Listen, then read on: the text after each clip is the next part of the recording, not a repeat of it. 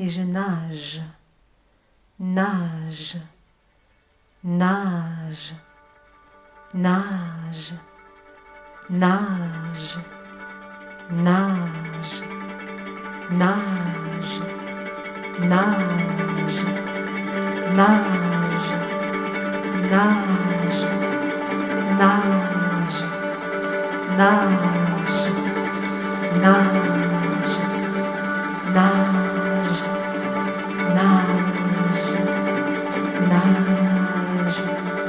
loin. On peut aller si loin, si loin, si,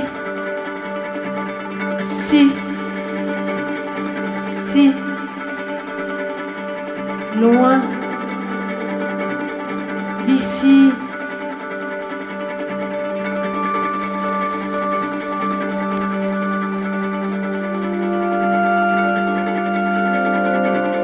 Je m'appelle Pierre-M. Tinet, je suis musicien, compositeur, violoniste, chanteur et je travaille avec Sophie Berkelers sur le spectacle L'Or de Sophore.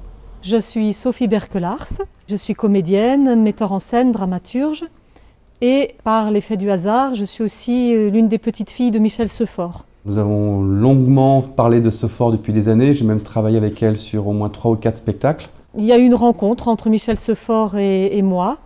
Je ne sais pas ce que ça doit à mon ascendance, mais c'est une histoire d'amitié qui a commencé lorsque j'avais à peu près 17 ans. Une amitié qui dure toujours, au-delà de sa mort. Je lui ai proposé à Sophie Berkelers de travailler en duo d'abord sur scène, sur plateau, sur l'univers poétique de Sephore, tout son travail qui est peu connu, et le mettre en perspective avec son univers pictural, graphique, et par le biais de la musique en ce qui me concerne. En l'état, nous avons déjà une forme spectaculaire que nous tournerons peut-être aussi, mais notre challenge, c'est d'arriver à inviter le spectateur dans quelque chose de complet, où il pourra voyager entre les mots, les images, cette création musicale originale. J'ai envie aussi de voir un petit peu où les arts numériques peuvent nous emmener.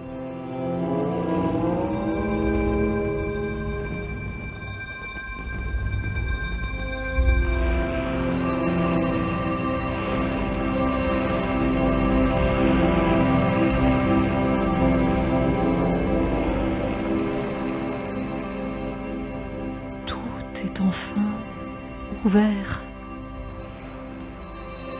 Tu n'as pas gardé l'ombre d'une offensive, pas même un souvenir. Voilà que peut entrer par tous les pores de ton être le volatile esprit.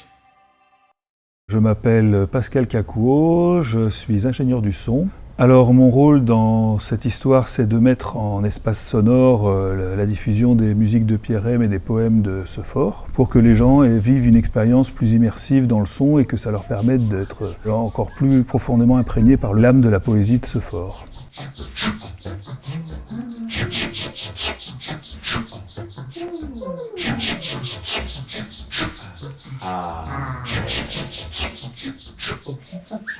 Il entre en courant. Tout essoufflé. Il trébuche évidemment et tombe par terre de tout son long au milieu de la piste. La foule applaudissant.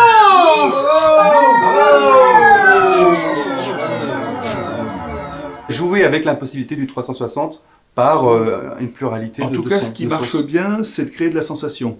C'est difficile de créer du sens, parce que du moment où on multiplie les sources, que ce soit visuel ou sonore, le cerveau, s'il passe son temps à dire d'où ça vient, qu'est-ce qu'on m'a dit, le message passe pas.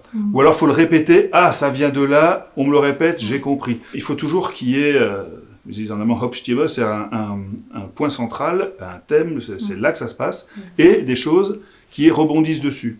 Alors par exemple, je sais que je l'ai fait avec les onomatopées, ça marche très très bien.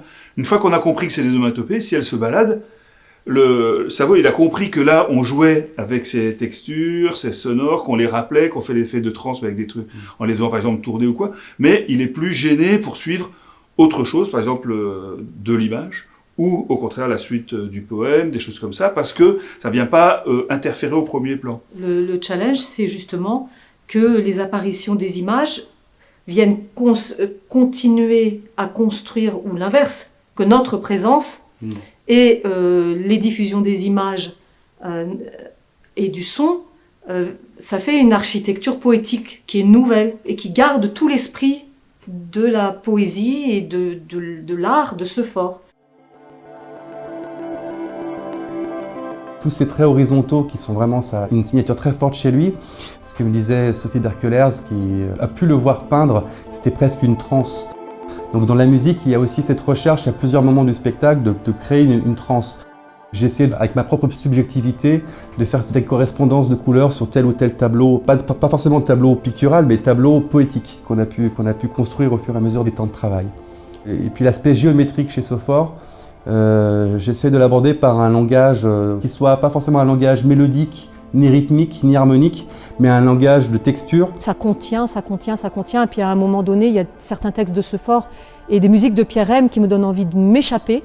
Et là, on explore aussi cette échappée, ce que ça peut faire. Et moi, j'aimerais que cette échappée soit un pont vers le public. Et je rêve d'avoir un public qui peut se lever de son siège ou qui peut pousser son siège et qui peut danser avec moi, par exemple. J'ai aussi un violon électrique sur lequel je peux déclencher des sons qui sont très très fins, très subtils, mais avec des procédés électroniques, je peux fabriquer des sons qui ne sont pas de l'ordre de la musique telle qu'on a l'habitude d'entendre. Parce que rajouter une mélodie, une harmonie rythmique sur un texte, c'est très contraignant, ça laisse très peu de place au texte.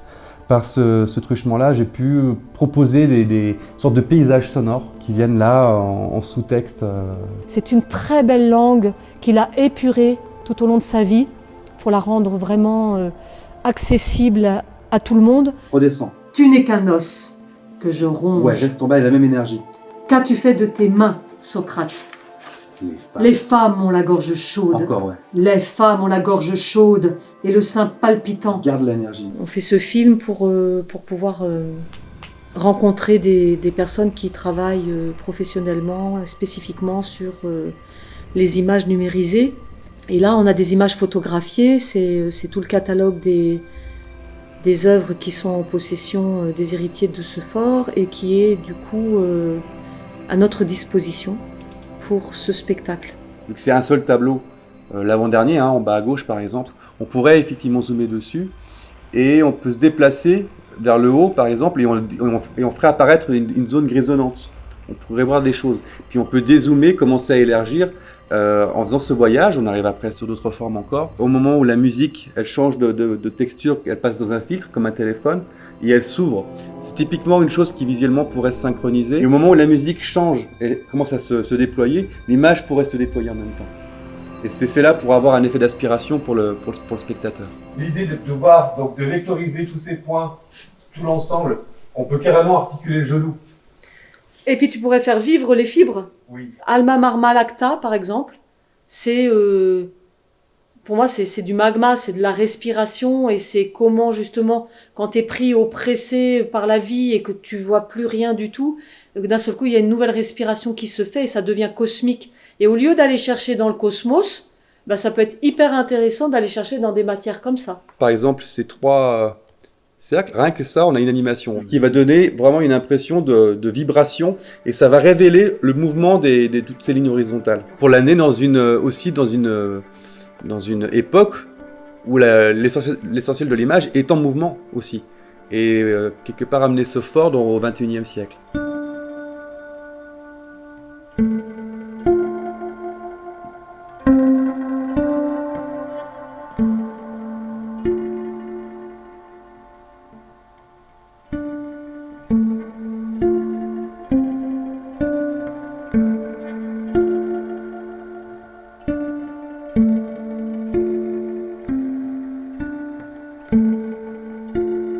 Alma Marmalacta chante. Et le temps change soudain. La terre se retourne. Elle explose lentement, sans bruit et sans dégâts, illuminant les choses éparses d'une infinie douceur, d'une infinie tendresse. Alors là, c'est pareil, juste pour un travail de couleur. Je pourrais donner quelque chose comme ça. Parce qu'on est dans la scène du cirque, voilà. Et après, tu peux zoomer et faire danser les parties. Et déjà, il se passe des choses, rien qu'en lumière, comme ça. Attends. Tu vois des choses, moi je vois rien. Bah oui. Alors là, là, c'est vrai que c'est moins probant sur du bleu, mais par exemple, tu passes en bleu là. Et en reculant, ben, forcément, tu t'éclaircis ou tu t'assombris. Mais tu vois, déjà, rien que ça crée déjà un espace de lumière, sans même parler de forme ni du sujet du tableau, juste de lumière tout court, par les projections. Ouais.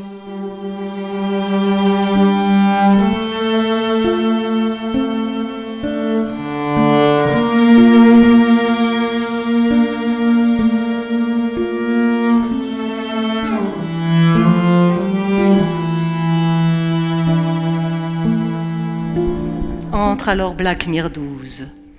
La dulcinée l'a choisie entre toutes, la reine des mariées nouvelles, le bonheur en personne. C'est à ce moment que le corps mort de la gloire tomba du haut du catafalque juste pour coincer la porte.